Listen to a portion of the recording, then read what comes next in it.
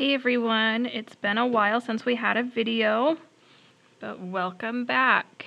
Today we are going to be talking about finding the area of parallelograms. So first let's start with some vocabulary. We are moving into geometry now, which deals with shapes and drawing things and finding the area. It should be a pretty fun unit. So today we're talking about area, like I said, and for this we need to know some words. So first, polygon, and I'll see if I can zoom in here a little bit more. I know on your smaller screens that's really hard to see. Okay, a polygon. Poly means many. Gon means how many sides. So a polygon has many sides. It's a 2D shape, two-dimensional shape, with at least 3 straight sides. So that's going to be something like a rectangle that has 4 straight sides. Triangle has 3 sides. A star, a hexagon, a pentagon. I can't really draw all of these very well, but you kind of get the idea. All of these shapes have many, no, it's not very good, but have many straight sides. Okay, a parallelogram is a special type of polygon. So it's a 2D or a flat shape that has 4 straight sides, so kind of like a rectangle or a square does. It has 4 straight sides, and the opposite sides are parallel. So let's talk about what parallel means. You've probably heard it before. The symbol for parallel is these 2 straight lines. It kind of looks like a number 11, or kind of like the 2 L's in the word parallelogram. Okay. That's the symbol for it. Parallel lines are 2 straight lines that never cross. So I can kind of lay my marker and my pen out. When they're side by side, if they're perfectly straight and equal distance apart from each other, they're never going to cross. And we can see that if I pull up this little rectangle that I have, we know that the sides are parallel. They never cross with each other if they're opposite from each other.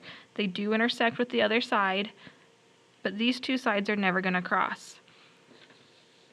If we look at our triangle, these sides are not parallel. We can see that they do come to a point, but on our rectangle, they do not. Okay, so parallelograms, opposite sides that never cross. So you've probably seen some of these before. A rectangle is a parallelogram. 2 sets of parallel sides. A square, I'll do the best I can to make that even, is a parallelogram. They also have parallelograms that look something like this. They get 2, I'll do my best to draw that slant, and then the top and bottom are, I'll draw this a little bit bigger, that look like this. Okay, it's kind of like a rectangle that got squished over to the side a little bit. Okay, area we have dealt with before. It's the amount of space inside of a 2D figure. And we say that the units are squared. So if I'm doing inches, inches squared. We've seen these on our bell work. It's where we usually do like the length and the width and we multiply them together. We'll talk about that a little bit more right down here. Okay, now that you've got your vocabulary written down, make sure you're writing those definitions. First, what we're going to talk about is some formulas for our area. The first one I want to look at is a rectangle, which I have right here. You can draw a rectangle on your page. Okay, I'm going to trace this onto my paper so I've got it. So a rectangle we have dealt with before. How do we find the area of a rectangle? Well, we know that the formula, see if I can get this last side here. The formula for that is length,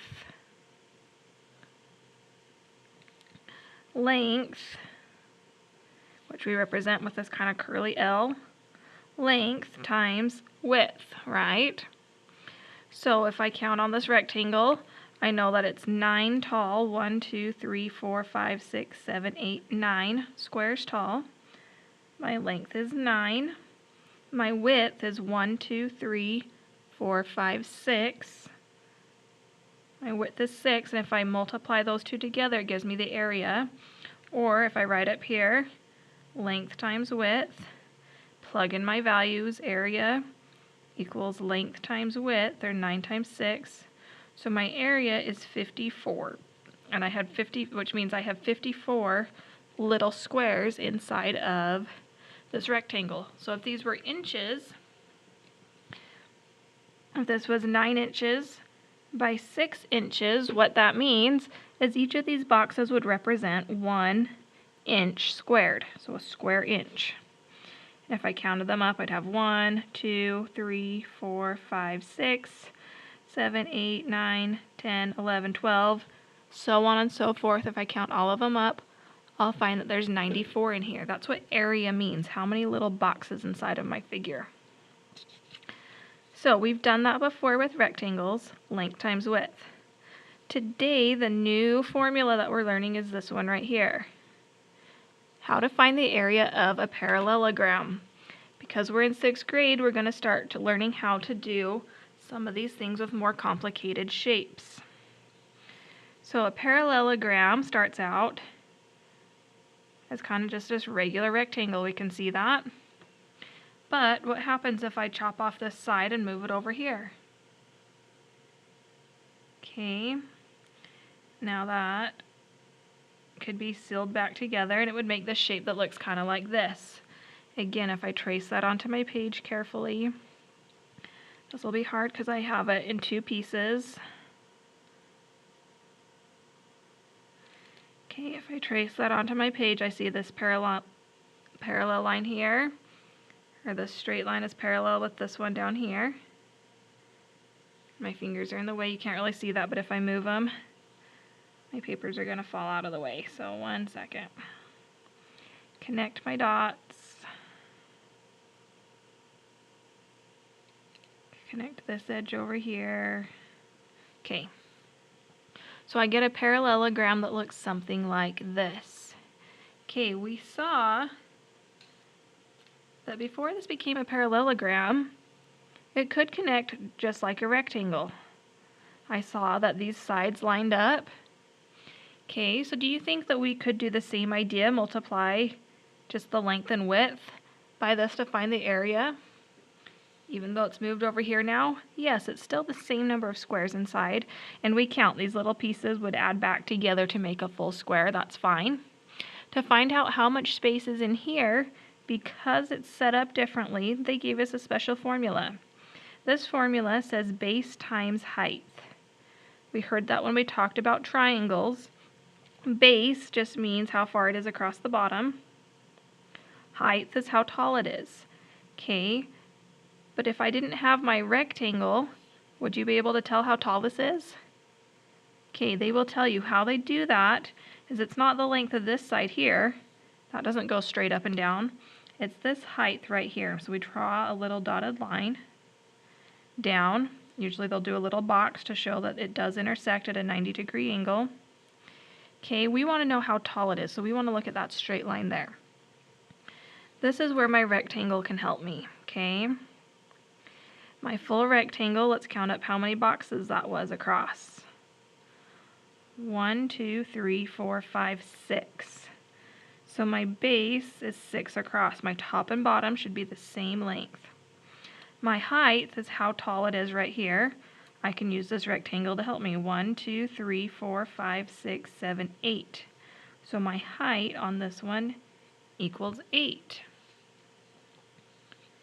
Okay, so now I have 2 dimensions and I just multiply them together like I did last time. If I plug them into their places over here, my base was 6. My height was 8, so when I multiply those together, my area equals whatever 6 times 8 is, which happens to be 48. Again, that would be units squared. We could say that these are feet. 48 feet squared. Okay, our final formula we want to talk about is the formula for a square. You're probably saying, but it's just the same thing. It is. But there's one more detail I want you to learn. So go ahead and draw a square in this box. I'm going to do my best. It's not going to be perfect, and that's fine. Yours doesn't have to be perfect either. Okay, if I have a square, what do we know about squares? Are they a parallelogram? Yes, they have 4 sides that are all straight. The opposite sides are parallel. They work kind of like a rectangle. On this one, we are going to do, our length times our width, but it's a little bit different. Length and width, we use 2 different letters because they're 2 different numbers. Length and width aren't necessarily the same. 9 and 6 are not the same. Okay, I know that on a square, every single side is the same, so I can label it with the same letter each time because it's all going to have the same number. And in geometry, to mark sides that are equivalent or have the same value, we put what we call a hash mark, which is just this little dash through the side. So this means that all 4 sides are the same length. So if I want to do like the bottom times the side here, I know that that would be S times S. And what do I know when I do that? I can rewrite that as a power and just say S squared. So for a square, the area is one of the sides squared, or that number times itself. So if this equals 6, because I have 6 little squares in here, this one's also going to equal to 6, and 6 times 6, my area is 6 squared, which is 6 times 6, gives me 36 units squared, whatever I choose those to be. Okay? And if I counted this up, I would see that there are 36 little squares inside of here. Okay, hopefully this is making sense. What they're going to do on each of these is they give you 2 numbers, and to find the area, you just times them together. Okay, so our steps. First, we want to write the formula, whichever one we need. Length times width, base times height, side squared. We substitute in the numbers they gave us. So right here, we plugged in the 9, we plugged in the 6, and then we just solve. We multiply it all together and get our area. So if we look at this one, they have a parallelogram. Our height is 4, our base is 8. Sometimes they'll put it on top, that's fine. Area equals base times height, which is 4 times 8, which is 32. They told us it's feet, so feet squared. Okay, a little note right here. The height is the distance from the top to the bottom and is connected by a right angle. So that's why they draw that little box right there to say this is a right angle. Okay, let's try a couple together, and then you'll try a couple on your own. On this first one, we have a parallelogram. They marked the height for us and the base. So if area equals base times height, my area that I'm looking for is going to be equal to, the base was 10, the height was 8. 10 times 8 is 80 feet squared. That is my area, and I'm done. That's it. This section's pretty easy. You just have to multiply the numbers together. Again, this one they have a parallelogram. They drew this out here. This part here is just to help you. Your true parallelogram is right here, but they draw this line out here to tell you that it is 31 meters tall. Okay? So this one, our area equals base times height. Our base is 19. Our height is 31. And if we times those together, we can do 31 times 19. 9 times 1 is 9. 9 times 3 is 27. 1 and 3, add that together. You get 589. It's meters this time, so meters squared. And you're done. Okay, so you're going to do that on these ones. Multiply whatever numbers they give you. Multiply those 2 together, and you'll have your area. Remember to do whatever units they give you, so that unit squared. Okay, let me know if you have any questions, and I can help you in class. Bye.